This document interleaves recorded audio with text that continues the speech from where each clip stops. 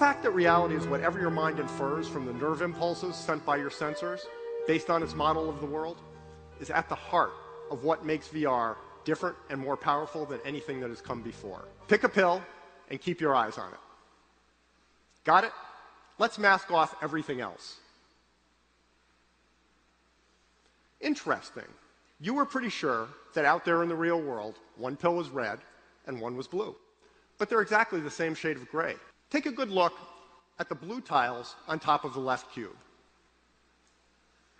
Okay, now take a good look at the yellow tiles on top of the right cube.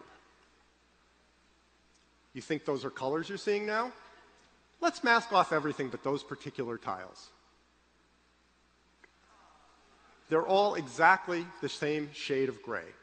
See the white tile under the desk and the black tiles just outside the desk? Again, let's mask off everything else. And again, they're both exactly the same shade of gray. But if one of them is in shadow and is that shade of gray, it must be white. And if another one is in bright light and is that shade of gray, it must be black.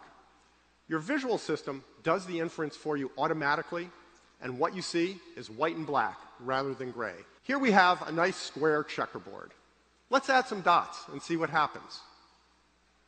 This happens because some line detectors fire that normally wouldn't be triggered by a checkerboard. Rather than looking orthogonal, the corners look bowed. Take a moment and figure out which of the two tabletops in blue is wider as measured in 2D and which is longer, assuming you rotated them to line up.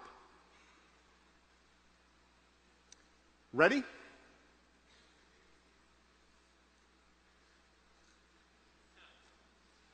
They're exactly the same size. Fixate on the yellow dot and observe which way the black and white dots are rotating around it. Next, look at the blue dot, and while continuing to look at the blue dot, see out of the corner of your eye which way the black and white dots are going around the yellow dot now. Move your eyes back and forth, and you'll see the rotational directions change, even though they're not actually changing. If that doesn't work for you, look at either dot, then move your eyes up until you see the direction change. Of course, the straw isn't really going through the window. What's happening here is that you're making a very reasonable assumption about the world that happens to be wrong. There are a number of cues on the window that imply a perspective that doesn't exist. So your visual system infers that the window is spinning backward for half of a full rotation. As a result, the straw seems to rotate right through the window. This doesn't match any reasonable model of reality, so you end up seeing something impossible.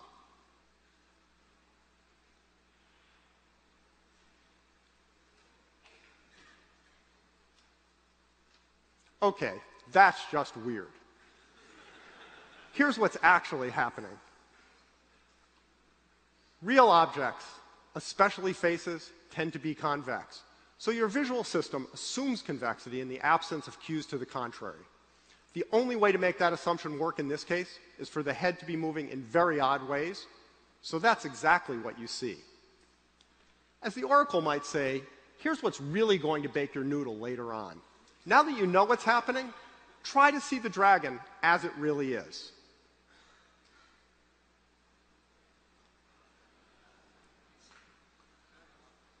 I bet you can't do it.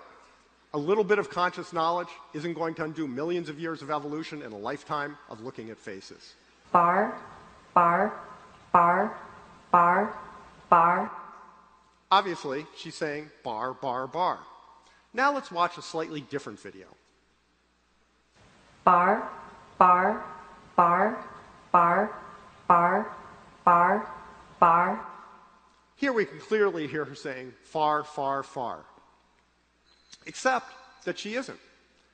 The video shows her saying far, but the audio track is still of her saying bar exactly as she did in the first video. The visual input overrode the audio. To make it crystal clear what's going on, let's look at this one more time.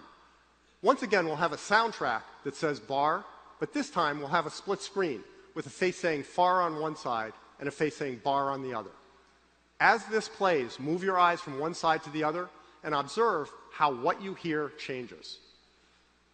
Bar, bar, bar, bar, bar, bar, bar, bar, bar.